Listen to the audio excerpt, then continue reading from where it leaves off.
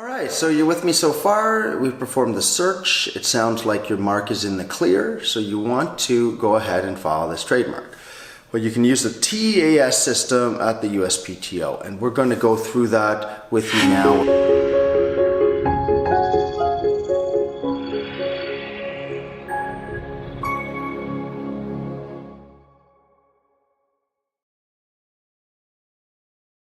We're going to take an example mark, our brains mark for rock concerts, and I'm going to show you how to prepare the online form and submit. Now we're going to go through the TEAS Plus program. The TEAS Plus program makes it a little bit easier and results in a grant or a registration of the trademark quicker than the other system. Okay, so the other system is the TEAS reduced fee. So the TEAS Plus makes you categorize your goods and services into specific USPTO approved descriptions, whereas the TEAS reduced fee lets you describe in plain text what you're doing. So if what you're doing is totally different from what is already out there, unlikely, there may be something even close already that has been filed for, but if it's different and you want to use different words, TEAS reduced fee is the way to go. If it's a market like a service or goods that's been out in the marketplace, then you can just go with the regular TEAS Plus and you save $50, but it'll also be quicker, a quicker prosecution process. So just to go over the official fees for a single class in TEAS Plus is $225. A single class in TEAS reduced fee is $275, and if you add classes, it's just twice or three times that fee for the filing. Okay, let's go to the form and see how to fill it out. We are on the USPTO main site, and we're looking at trademarks, and we want to apply online. Now here you see first timer. You can get some basic information here. Down below here it goes, there's the nuts and bolts video as well. Right here we're looking at the fee. So we're filing a TEAS Plus today, and I'll show you how to do that. It's got the lowest fees, and because the products and services are pre-vetted by the system, you don't end up with an objection on that basis. As I mentioned before, if you have unique products or services that might not be listed the way you'd like to see them from previous applications that the USPTO processed, you may want to file a TEAS reduced fee application right here, which will let you put in free form goods and services. Okay, so all correspondence has to be through your email, but you're filing electronically, so that should be no problem. So let's go ahead down here, number 1, initial application forms, and click on that, and we're going to say we're going to file a TEAS Plus applications. This is the first form that comes up. Now there is a whole bunch of small print, and you should read this for your own knowledge. A lot of it's in there just simply boilerplate or for the USPTO to inform you of various various conditions and so on. I'm not going to go through them at this point. We're going to go through the application, and as you read through the application, you can go through that small text. So at the bottom here, is an attorney filing the application? No, because we're filing it on our own behalf here. And you can also save an application that is partially completed and come back to it later using this second option here, choose file. So is an attorney filing this application? No. And then we're going to click continue. Okay, now we come to the first page here is for the principal register. So the owner of the mark will be you.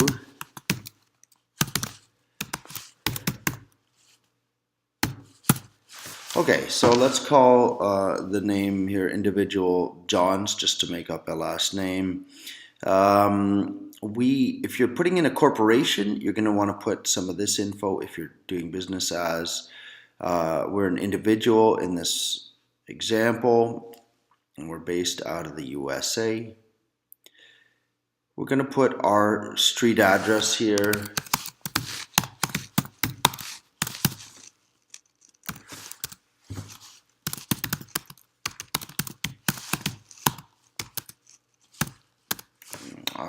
123 Anytown Road, San Diego, California. Put in a zip code. We have a fax number if you have one, and your email address. Now this email address here will be the one that you get your notifications sent to. So if we had, say, johns@gmail.com, and you want to click to authorize the USPTO to communicate with the applicant via email. Now, if you work through paper forms, then you'll have to pay the additional fee for the regular TEAS application. By filing electronically, you can have access to the lower fees. And then there's a website if you have one. Now it gives a warning. A telephone number has not been entered, although optional. A telephone number will help you, blah, blah, blah.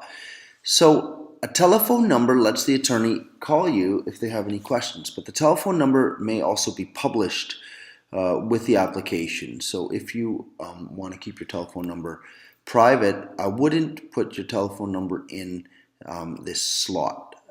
Some people do like to receive info by telephone, so that's up to you, but just as a warning, it may be public. Okay, so here's our mark. Now, you have the option here. This is where you are going to pick whether it's a standard mark or a logo. Okay, so this special character or standard characters is a standard word mark. That's what we're filing today.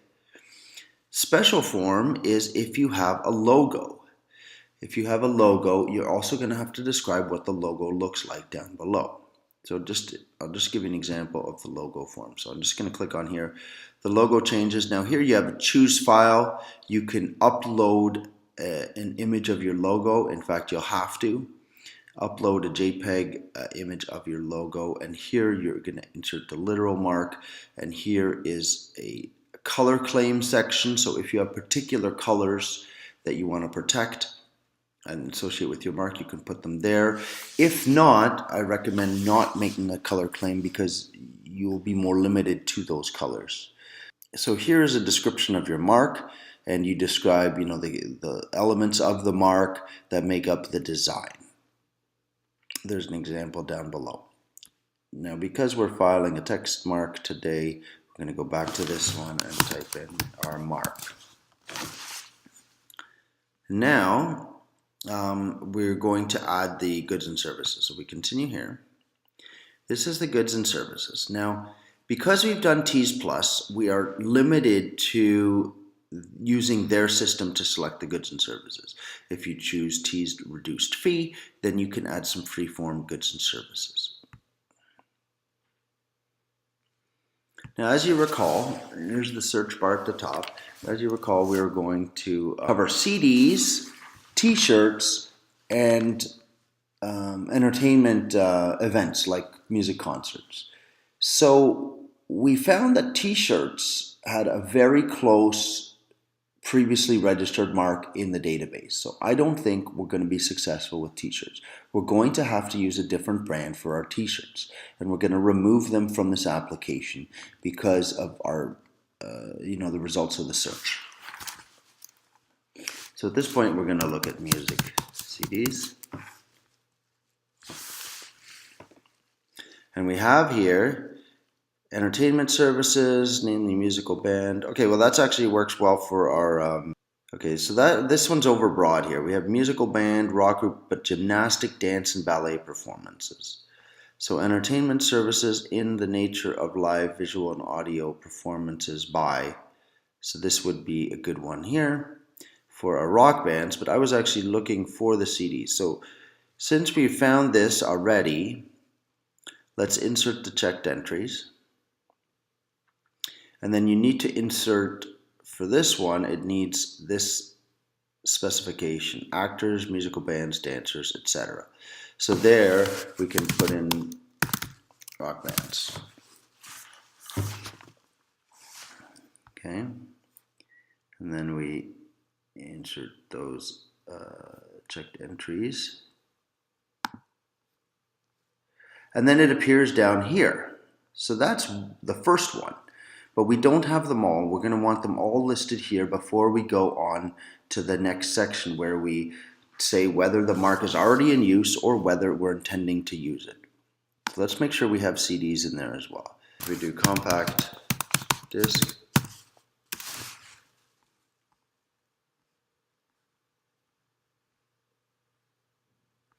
okay, here we go, finally. Compact discs featuring music. Okay, that's our choice. We're going to insert those checked entries. So now we have the two that we wanted. One is International Class 9.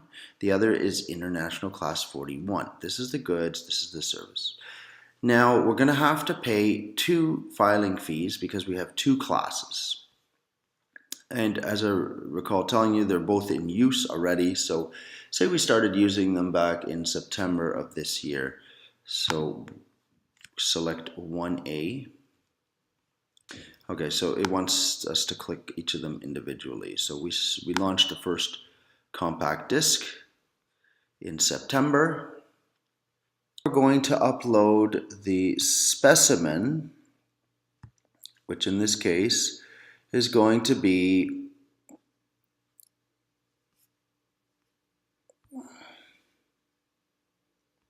the CD cover. Attach it. Turn to the application. Now we've added the CD cover. That's for compact discs. You can see which one you're adding the 1A for.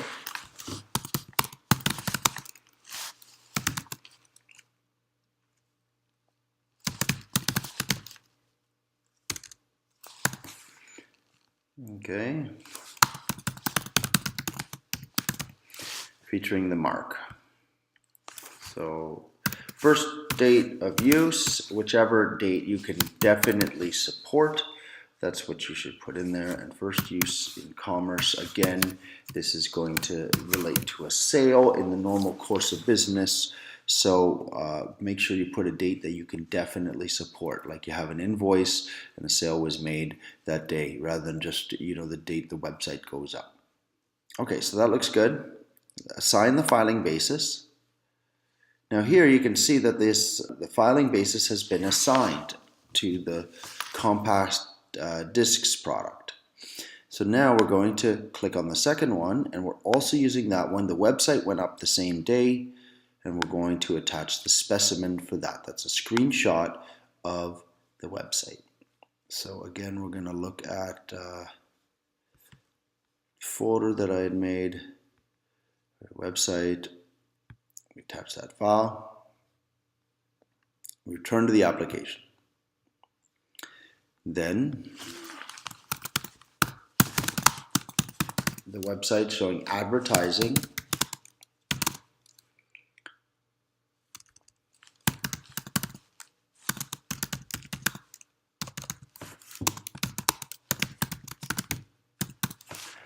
Okay, again, it's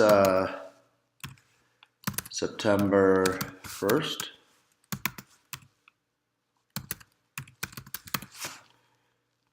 And then, now putting in the filing basis, if you use the mark, then filing on a use basis will save you the extra fee of filing the statement of use down the line. So if you file on intent to use, then before registration, you'll have to file a specimen of use. There's an extra $100 official fee. So if we are using it now, it's good practice to put it into the application to expedite our filing. Okay, so we're going to continue. Now we have whether there's a firm name. We're going to leave that firm name out. We have the address information, and we have an opportunity to put the email address here. We don't need a secondary email, but you can put one in if you like. You authorize the USPTO to send email correspondence to you. A telephone number, again, has not been entered. So let's go back. If you enter the telephone number in this spot, then it's not going to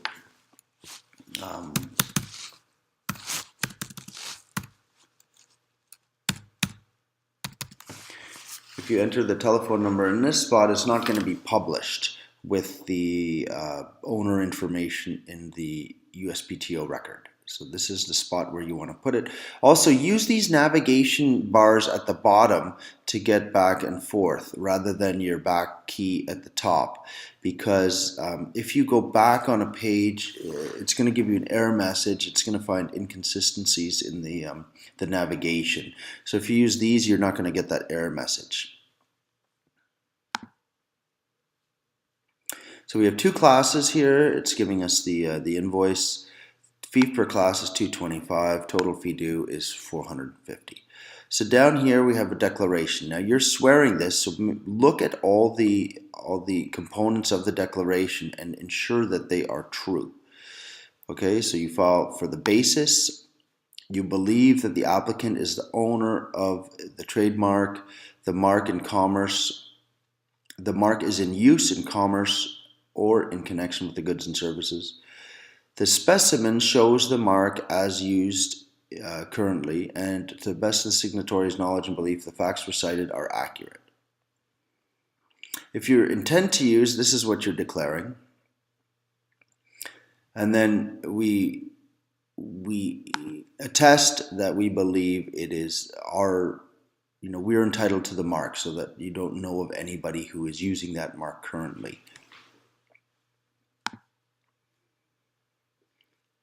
You have evidentiary support here. False statements are punishable by fines and imprisonment. Okay, then you're going to sign here. Now you can sign between slashes. Whatever you want between the slashes, but it's going to be your signature. So there should be a slash on the first and slash on the second side. The date signed, it'll pre-populate that with today's date. The signatory name, in this case, it's Mr. John's. Signatory's position, owner, phone number. Oops, we had 555-9999 before, and then we validate. Okay, now we have an email address again that we're going to use to confirm. And we're going to click this box down here to say we've read the above notice. So take a look at this notice. The important feature is that you have no right to confidentiality in the information that gets published. And unscrupulous operators may take that information and send you bogus notices. So, if you receive further invoices, they tend to be bogus, and please, verify that it's a legitimate invoice before going ahead and paying. Just a word of warning, these businesses are more and more common these days, and they will, once your application is published, they will scrape for your address and send out some notices. Okay, so we can save the form here, and this will give us a chance to put it into an OBJ format. I just stuffed it into my downloads here. And then we can come back later on to the form, and at the very first page, you can add that form and load up the application that you'd saved. And here's where you go to pay and submit the application, and then it will be considered by the USPTO once payment is made, and so on. So that is, in a nutshell, how to file a TEAS Plus application.